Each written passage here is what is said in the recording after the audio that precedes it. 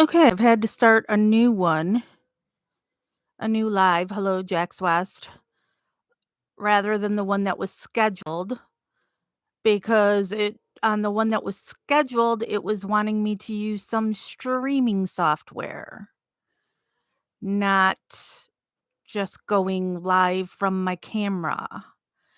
So, if somebody can make a post somewhere and let people know that's going on, um I don't know if I can get into it on my other screen here to let people know that that one has been canceled. Let me see. Is this the one that's scheduled or the one that's going live right now?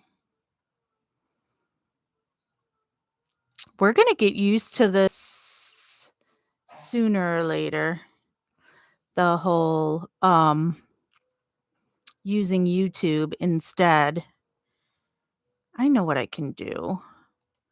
I can message Bryce and tell him I had to start a new stream. Hold, please. Where? Okay, here's Bryce. Come up. There we go. I had to start a new video, so let people know to go out and back in to find the live one. Okay. Oh, small, medium, at large. It's just you and me for right now until hopefully Bryce will get this message. Let me message Christopher as well. So maybe he can let people know too that we're on a different stream, not the one that everybody is waiting for.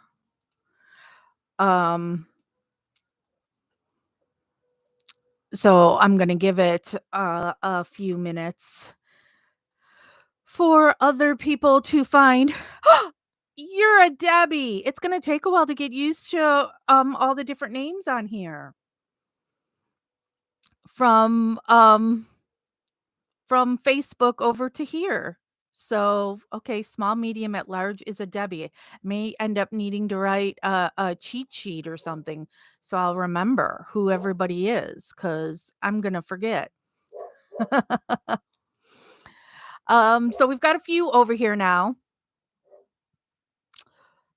Good. I'm glad you were able to catch us, Kyle and Bryce. Thank you, Bryce, for giving the message. I don't know why. When I went to go click on that scheduled one now, it was saying I had to upload some streaming software in order to go live. And I'm like, I don't know what they're talking about streaming software. And I've done these scheduled ones before. Thank you, Christopher. Now he just said he let people know as well that we're on a different one. So before I get into what the scheduled topic is, and maybe we'll do a whole different live for this on another day, but right before we went live, the jury came back. Kyle's Goldfish. See, again, okay, so that's somebody on Facebook that so don't be offended, people, if I forget what your YouTube names are until we get used to all the different names over here from Facebook. But the Ahmaud Arbery case, where there was the guy that was just jogging and he went to look at a house that was under construction, and these people chased him down and shot him to death. All three were found guilty. Yeah, Bryce and Kat and Joyce, you all got the same name, so I'll remember you guys. Um, I was worried on the Ahmad case because just like in the Kyle Rittenhouse case, these people had no right to murder this person. They've got technicalities in their laws that make it so people could literally get away with murder. So in Georgia, they have this crap where you can be citizens arrest. So that's what these people are claiming is they were just doing a citizens arrest and the guy fought them, which I'm sorry, some random person with a gun is telling me, "Stop. I'm not listening to you." I have this, issue at a, regular protest that I do. The people who don't agree with me and on the other side of the issue than they have hired private security. And, um and it's really funny because the people on the other side of the issue have physically assaulted myself and some of the other people, but then they hire armed security. These people are carrying guns there. And I'm like, and so when one of these guys tried to talk to me, I'm like, don't bother. You have no authority here. I don't care that you're carrying a gun and these people are paying you to be here. You have no right to do anything to me whatsoever. You're nothing to me. I'm not speaking to you. Um so I would do the same thing if I was Ahmad and some people are like, "Halt, freeze, we're going to arrest you." No. So I thought there was a chance these people could get away with it, inciting the citizens arrest crap. Just like in the Kyle Rittenhouse case, this is why the judge dismissed that gun charge, even though this kid legally was not allowed to buy the weapon he used. But in by doing that, then they're able to use the self-defense crap. So, maybe next week we will do a live where we discuss the Ahmaud Arbery case. But today, what we're discussing is, I've got set on my DVR 2020, Dateline, all those shows because kind of interested in true crime, right? I know there's you're not sure on these shows now what actually is all fact and what's being made for television, but I still watch them.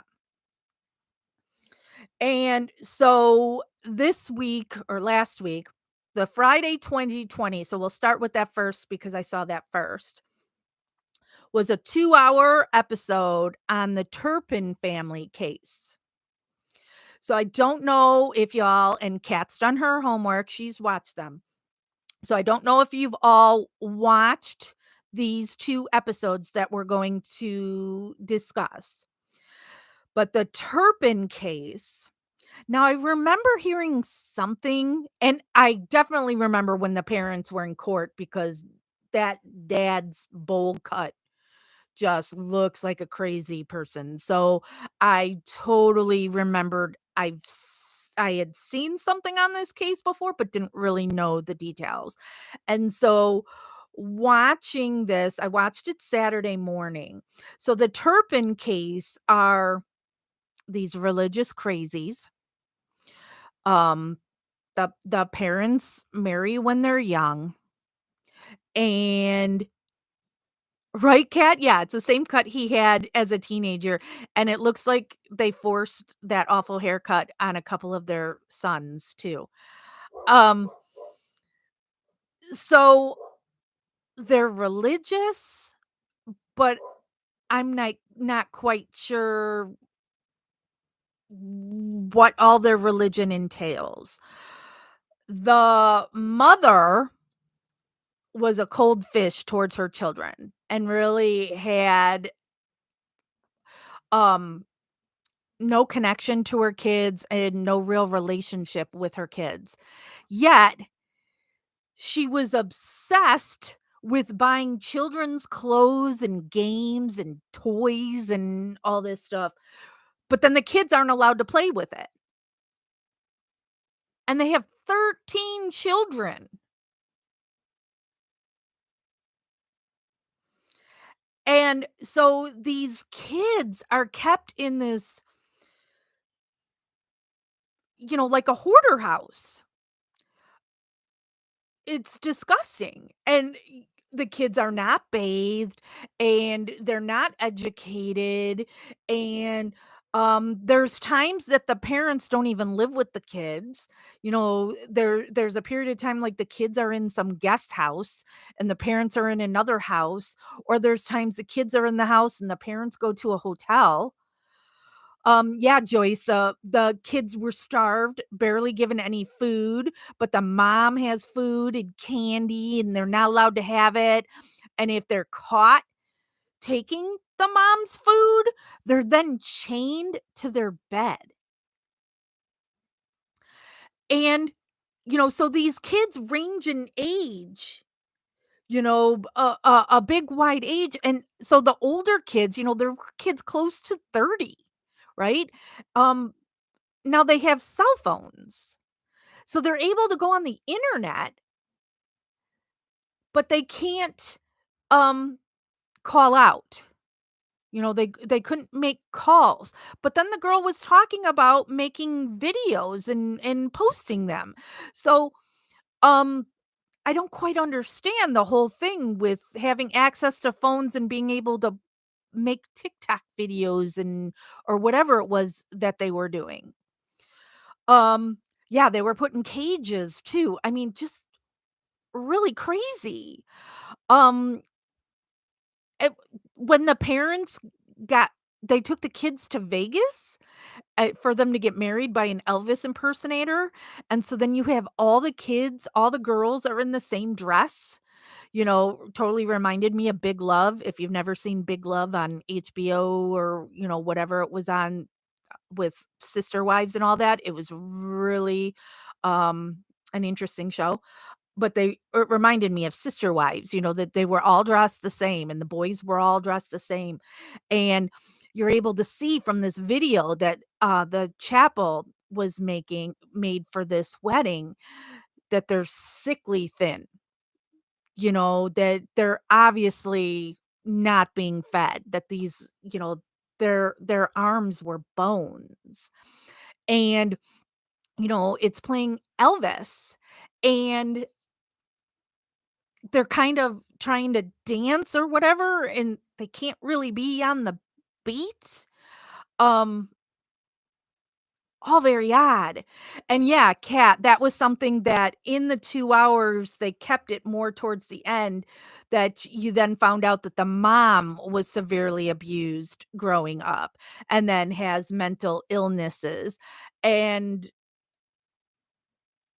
but then I know they were saying, like, from those wedding photos that they would do these staged photos that would get sent to family, but really nobody checked on these kids at all?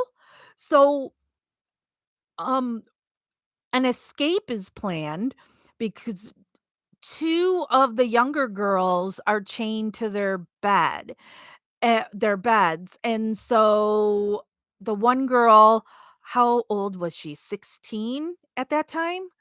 I can't remember for sure, but she was able to use one of the older siblings' phones and escape out a window, and so even though the phone is, like, disabled for calls, you're still able to call 911, and so when you hear this girl speak, thank you, Joy, 17. When you hear her speak, it's very odd. The cadence is odd, and she's not understanding certain words. Um, what was the word that she couldn't understand? Medication? Was it medication that she couldn't understand? Um, so it was v the way she spoke was very bizarre, and she had said it was her 2 sisters that were chained up, and then at some point, she's like, "Oh, yeah, and one of my brothers is chained up." So, like, an afterthought there. And, um, what is injured too? Okay. Um, and so when an officer gets there, I mean, props to this officer. And this reminds me of the whole big deal when you hear people say, defund the police, which was a horrible way of phrasing it because I shouldn't say nobody. Most people don't want money taken away from police departments that we don't have police. That's not what the defund the police movement is about. Um, it's that money has to be allocated better because an officer responding to this kind of situation is not properly trained in how to deal with this situation. This is where you need a mental health specialist, a child abuse specialist, something like that, and that is not a police officer. And so it is understandable that an officer would instantly think that this kid is lying, or something along that. "Oh, yeah, Kat, she didn't know what bruised meant, and she thought in the pictures or seeing bruises, it was just that they were dirty." She would say, "It's dirty, but it was a bruise." Um, but so major props to this officer who didn't instantly go, "Come on, bad kid who's out and should be at home. I'm taking you home to your parents," that actually listened. And and all the officers that responded to this call.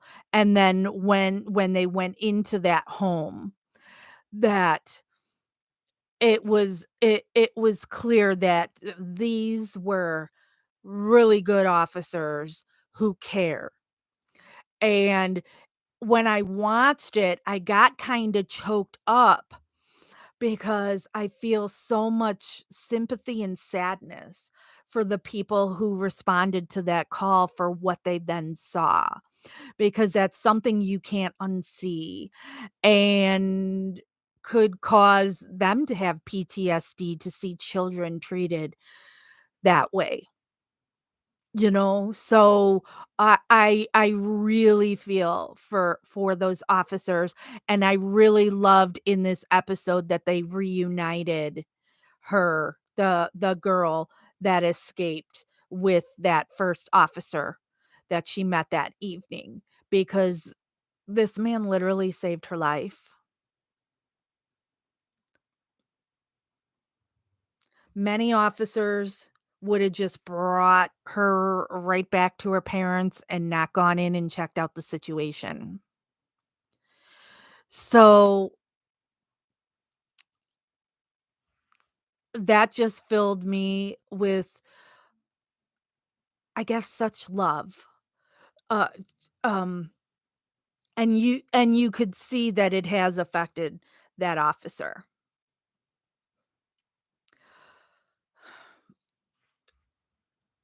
And these children lived such a horrible life, and what kept them in control is they were afraid of being separated. And what happens? They've all been separated.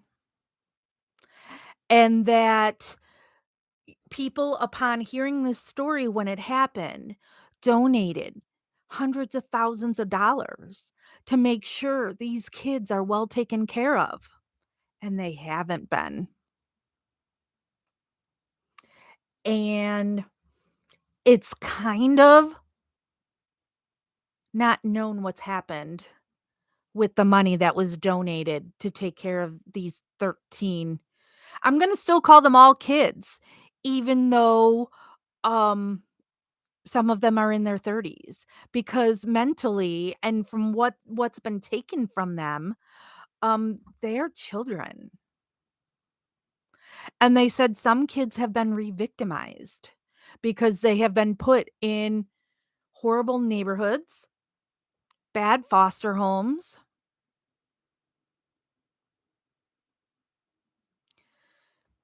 But then at the very end of the episode, you saw that JC Duggar, who was taken and kept captive for years, has her own foundation now, and she is raising money for these kids. And so you just hope that since this is somebody who has lived a similar story, we'll make sure that these children get taken care of and get the money that is meant for them. It's so sad that people will prey on victims, but that's what's been done in this Turpin case. And seeing those 2 girls, um, one of my favorite parts of that 2020 episode, and you can find it on Hulu, I think, um, is when they were imitating Diane Sawyer and her interviewing style with them. And so it filled me with joy to see those girls having fun and their creativity. And you just knew that they felt safe with Diane Sawyer. But what a horrible life those 13 kids have had to live with and continue to this day. And I am very hopeful now that the story was just covered on 2020 and more eyes are on this case, that these kids will be properly taken care of. And the parents were both found guilty, correct? Oh, my brother's keeper, sexy girlfriend. Hi, Miley. And yes, great news for Ahmad's family today. I started the video talking about Ahmad's case, and we'll probably do a live maybe next week and talk about Ahmad's case. But if you haven't seen anything on the Turpin case and are able to watch that 2020 episode, I recommend it because, well, it's not a full happy ending. It's on its way.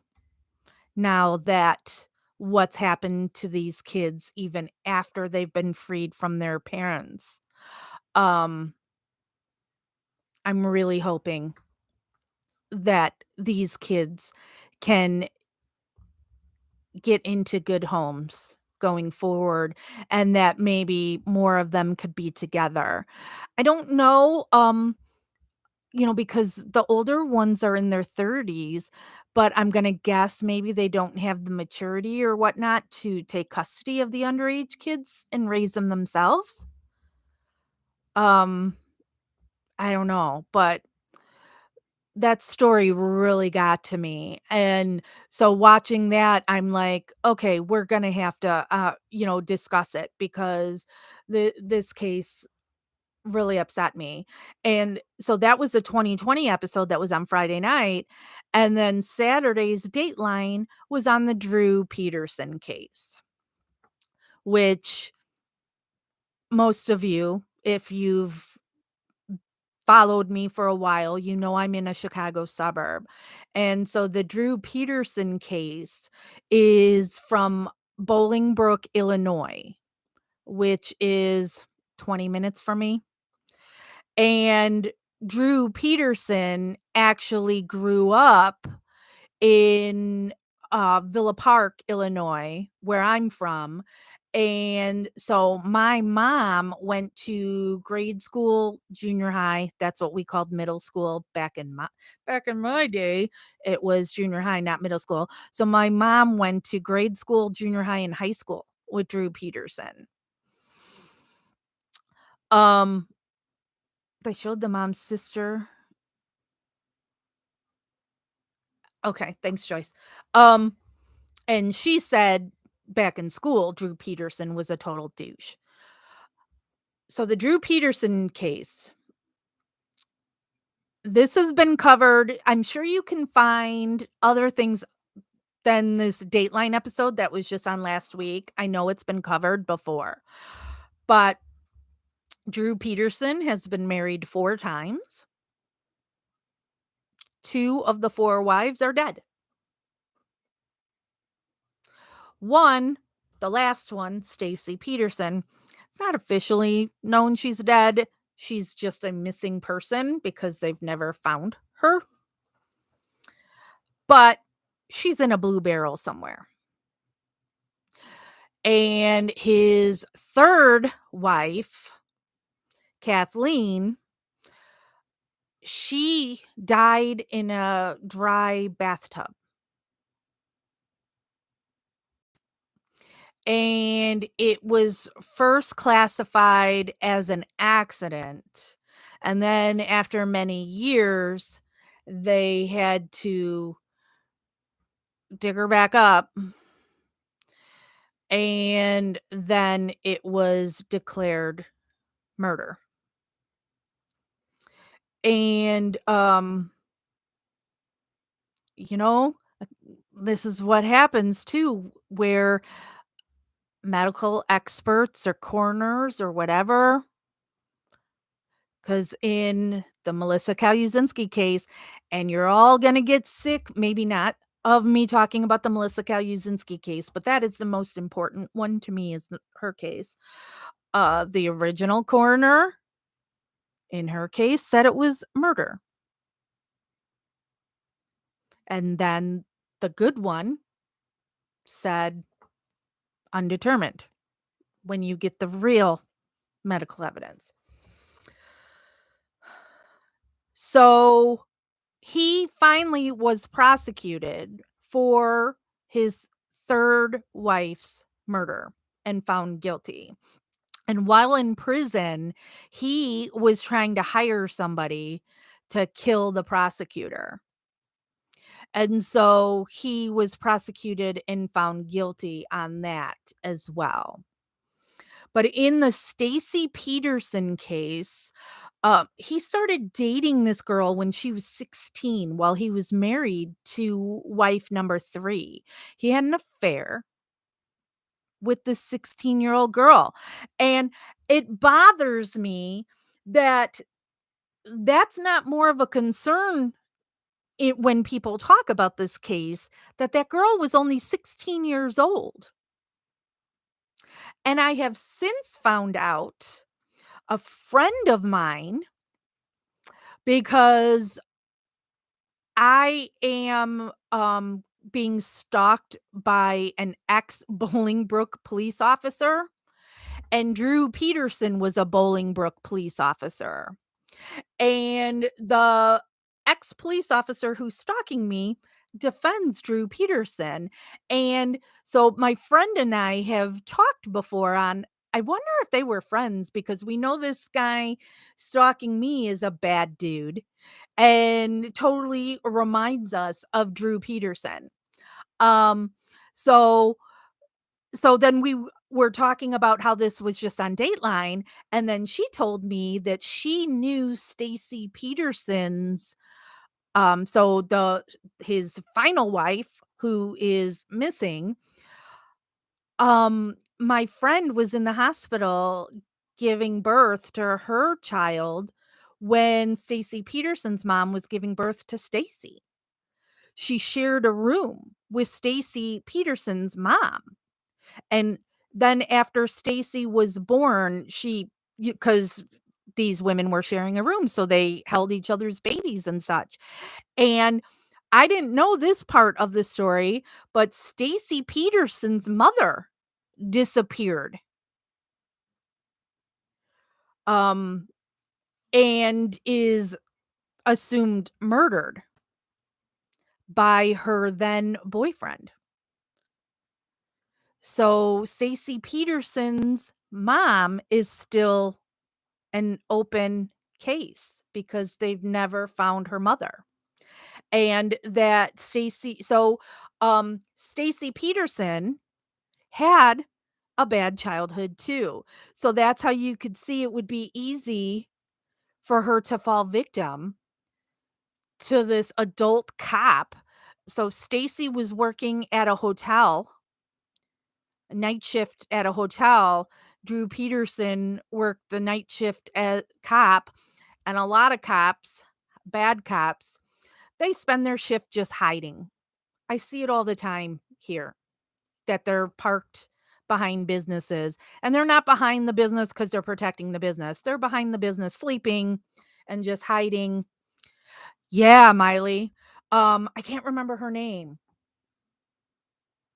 Let me see if I can pull it up in the text message with my friend. Um cuz then I fell down that rabbit hole for a while um of looking up her name. Um okay, her name was Christy Kales. Christie is spelled Christie.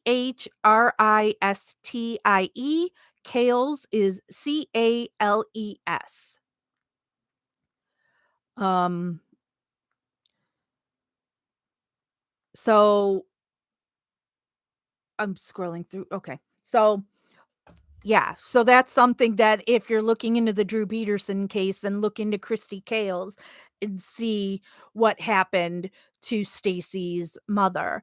So Stacy and her siblings then had a horrible life, that the mother had mental illness, the mother and the father would fight, these kids were put into foster care.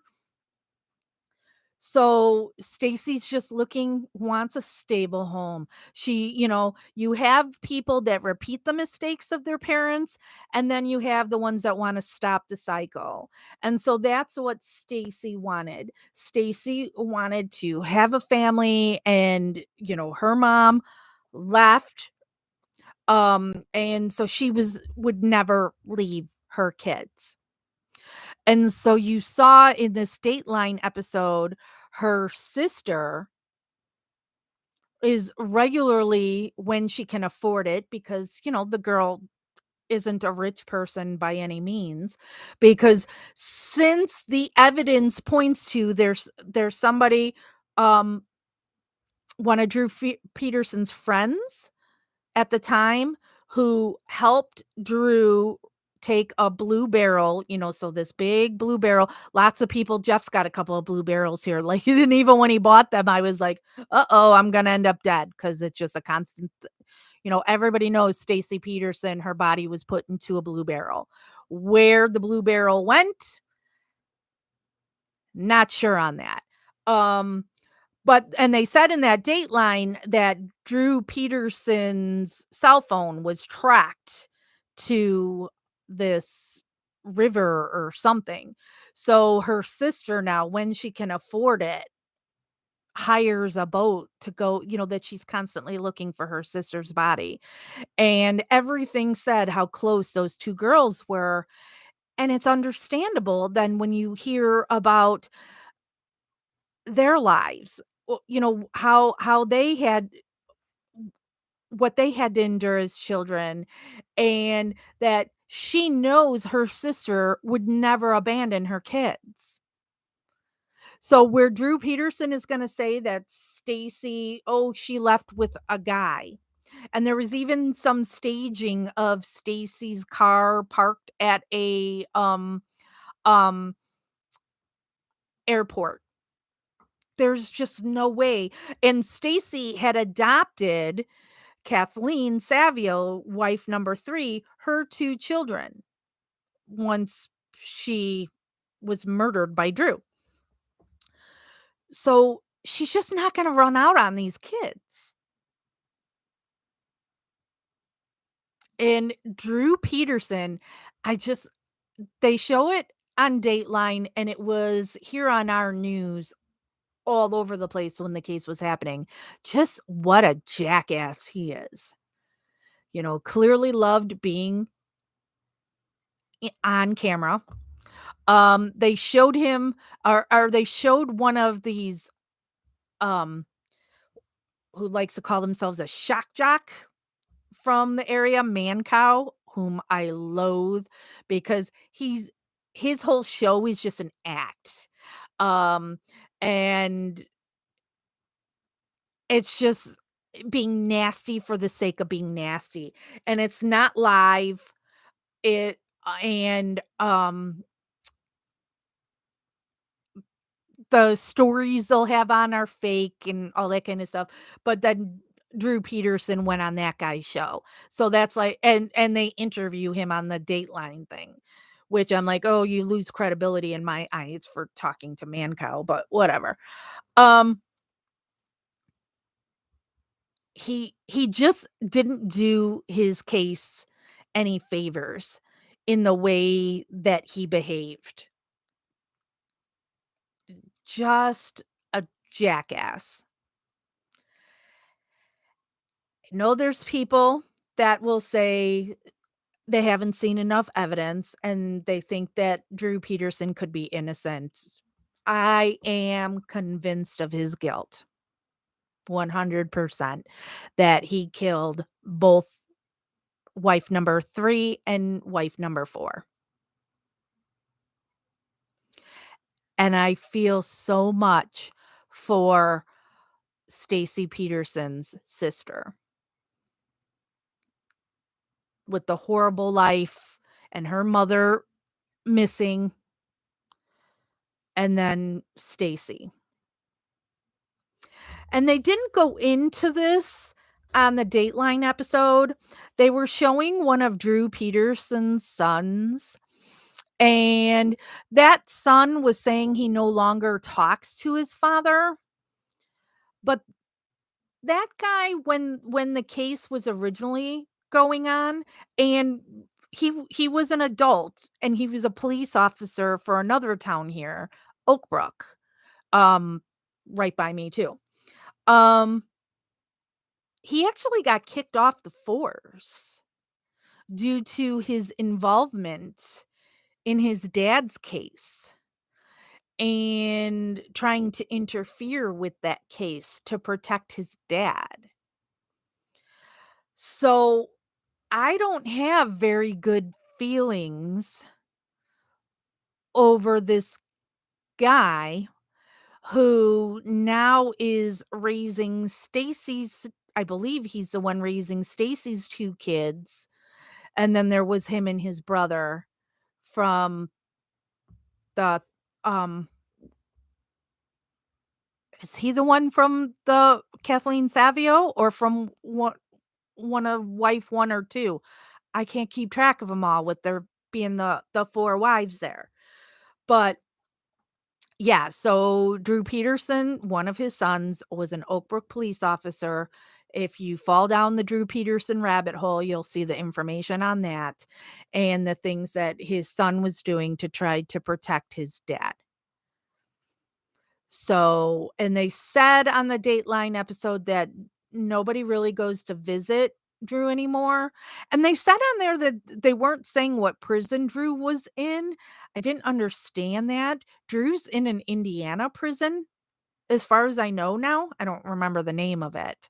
But after he was trying to hire a hitman from prison to get the district attorney, he was he's now in an Indiana prison that's, not too far, I believe. But I guess his family, his kids don't go visit him, but they do talk to him on the phone on like holidays or whatever. And Drew is still trying to get his conviction overturned, both of them. The hitman for hire as well as murdering Kathleen. He hasn't been charged on Stacy because there's just nothing there, literally. You've had the friend who said that helped move the Blue Barrel, and you've had people who said that Stacy had told them that Drew would kill her if something happened to her. Drew did it. There are people that said that Stacy said that Drew told her that he killed Kathleen, but I don't think there's nothing they can't charge him. They don't have enough to charge him with unless somebody finds that blue barrel.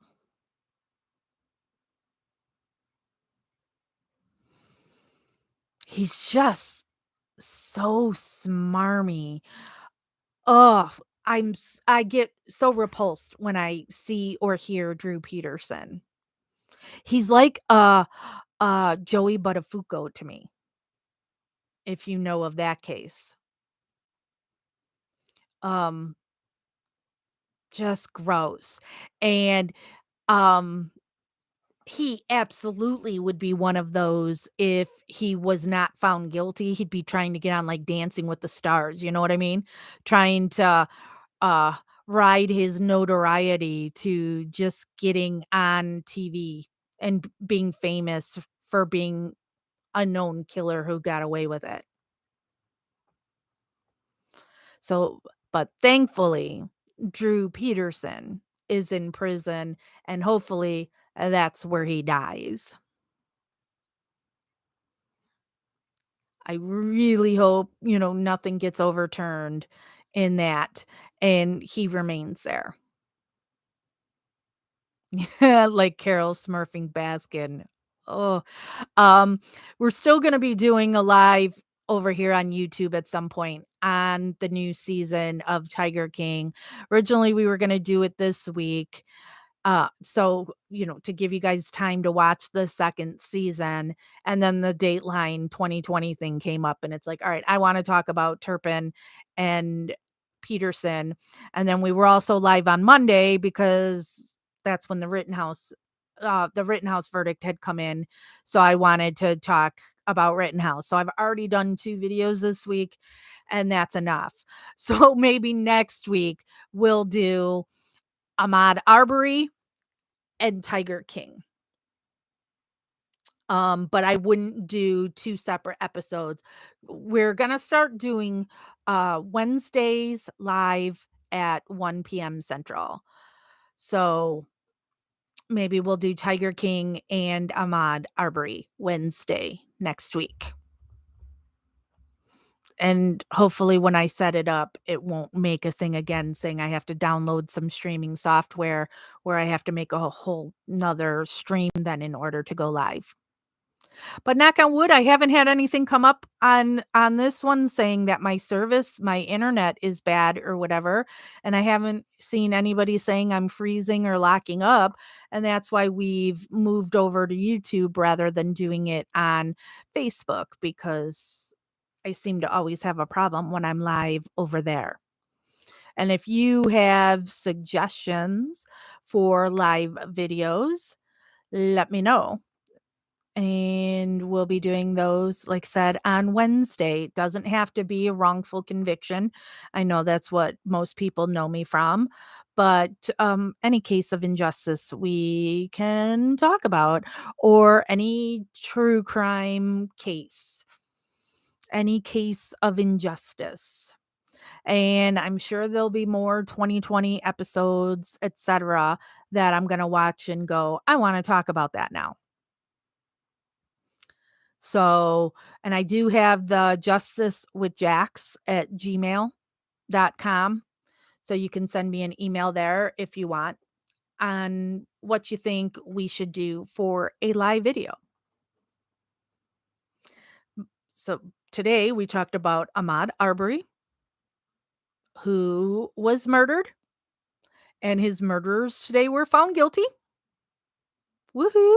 We'll talk about that next week. The Turpin case, those children who were abused by their parents for years and now abused by the California system. And then Drew Peterson, who murdered 2 of his 4 wives, was finally found guilty for the 3rd wife, but the 4th wife has never been found. So there's nothing to say for sure what happened. Justice absolutely was served in the Arbery case. I don't wanna talk too much on that since we'll do a live next week, and I'm gonna try to keep these videos at an hour. So if I start going down that thing, we're gonna go way down the wrong way long. Um, but justice served in the Drew Peterson case. Well, and Kat, the first 2 wives, I believe one doesn't say bad things, and the other one says there was some abuse, but nothing that bad, I think. It's been a while since I've looked into the first 2 wives, but he was having an affair when he was married to Kathleen Savio. He was having an affair with a 16-year-old girl,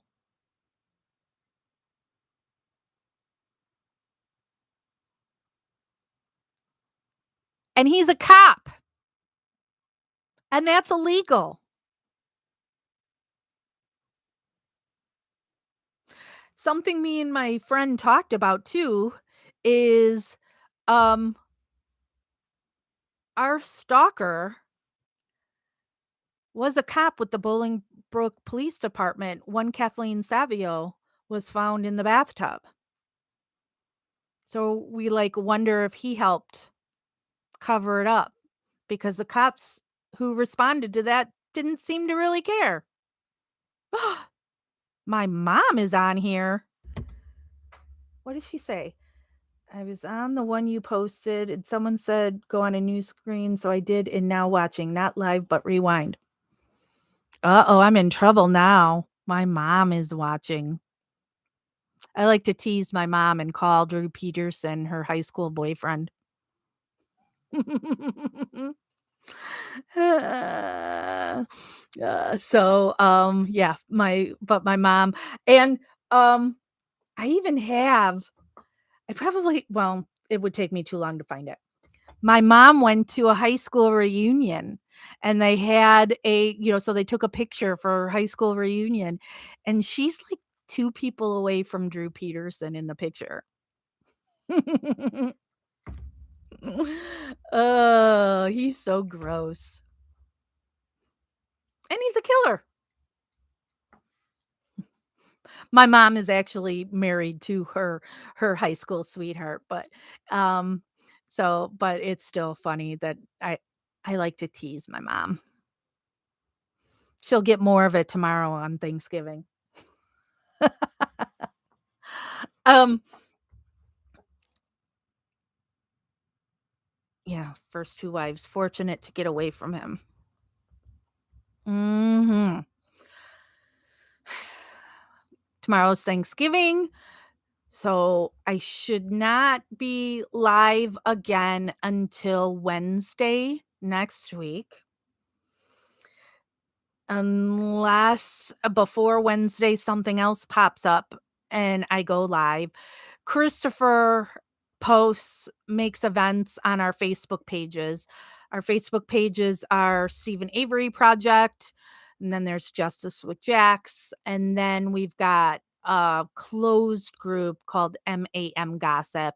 MAM Gossip is where we really tear into the Stephen Avery case, where there's a lot of information on the case that the general public doesn't know. And so you get that all in the MAM Gossip group. Stephen Avery Project is basically only Stephen's case. If I post anything about any other case, people get, what does this have to do with Stephen? I will on occasion where we deep dive into the drama too. Absolutely, Kat. Um, where we want to slap Barb. Mhm. Happy Thanksgiving across the pond, yeah. Um, and then Justice with Jax. So we've got the public Facebook page, then there's the closed group. That's where you can talk about any case on Justice with Jax. Melissa Kaluzinski, she's gonna be getting a visit from her parents this weekend because I always gotta talk about Melissa. So her parents are gonna go this weekend, and then I'm going my visit is, I think, December 7th, because I I never wanna schedule my visit and her parents' visit on the same week because one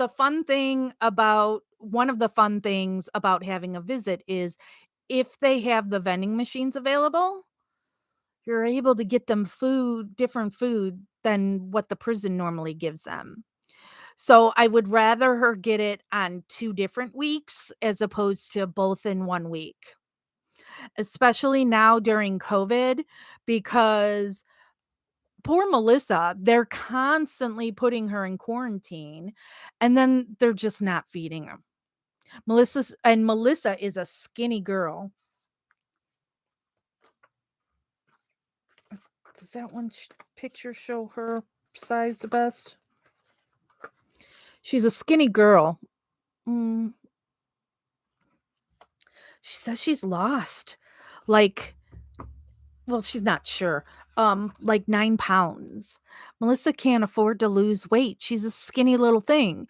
But she's hardly being fed, and when they are, there's not really any protein.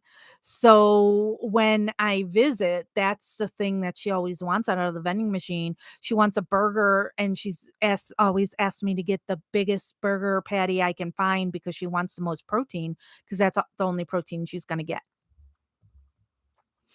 So, and they've been raising prices on things in commissary and not having everything available in commissary.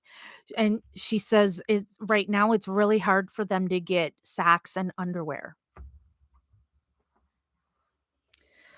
So my visit with her, I believe, is December 7th. And her parents are going this weekend, which her parents originally wanted to go last weekend, but you have to schedule the visit 7 days in advance. 7 days. I can't say 7 days without thinking of that. And I have to make their appointments for them because I can't figure out how to do it online. And so when they were asking me, it's was in the same week, and so wouldn't allow them to for me to make an appointment to go last weekend, so they have to go this weekend. But Melissa said she's actually happy it turned out this way because it seemed like more people were going last week than going the weekend after Thanksgiving. So, because it can get kinda loud sometimes in the visitors room with, people talking, and if they bring kids and the kids are playing or screaming or whatever. So, and the weekend visits are way busier than, I go on a weekday.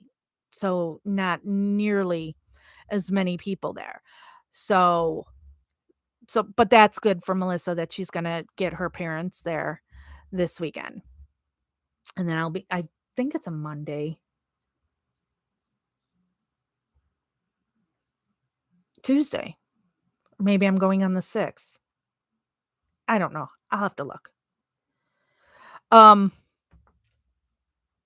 So, all right, we are nearing an hour. So, I guess I will call this one to a close and I will schedule for Wednesday next week where we will discuss Ahmad and Tiger King.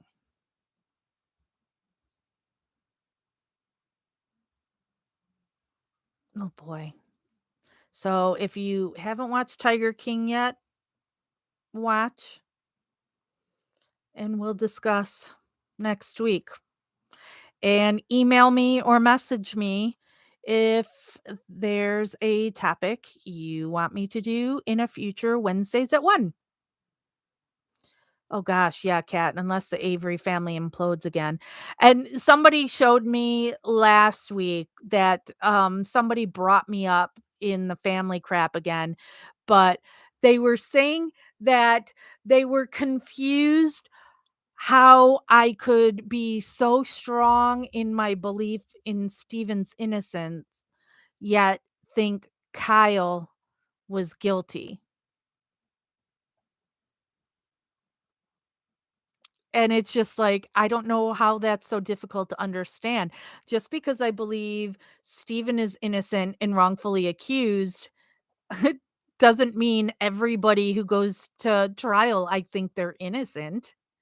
I go by facts. I go by evidence. Everything shows Stephen Avery is innocent, and everything shows Kyle Rittenhouse is guilty. Really not that hard to figure out. But but they were also commenting on posts that had gotten made, and I didn't even make those posts. I get people don't all understand how Facebook pages and groups work, but when you have moderators and when they make a post, it gets posted saying it's posted by Stephen Avery Project. So I didn't even make those posts. It was Christopher who made them. I mean, I agree. Christopher and I aren't always on the same page on things, but in this case, we both believe Kyle Rittenhouse is guilty. So I agree with him, but I didn't make those posts. But there I am being ripped for them, and it's like I didn't even do them. But whatever, everything's always my fault. But all right, I'm gonna go. Thank you, everybody, for joining me this week. I hope everybody has a great holiday tomorrow. If you live near a Costco, my sexy girlfriend, Miley, works at a Costco that I've had this discussion with her before. Costco pumpkin pies are the best. I actually had Costco pumpkin pie for breakfast today. They are the best pumpkin pies, and they're cheap. They're like $6 for this huge pie. Look at me. I like some pumpkin pie. But so for all that celebrate, getting together with your families over the weekend. I love pie. I hope everybody has a good holiday, and I will see you all Wednesday at 1 p.m. Central or Chicago time, however you want to call it, next week. And it's not an owl. See you then. Bye, everybody.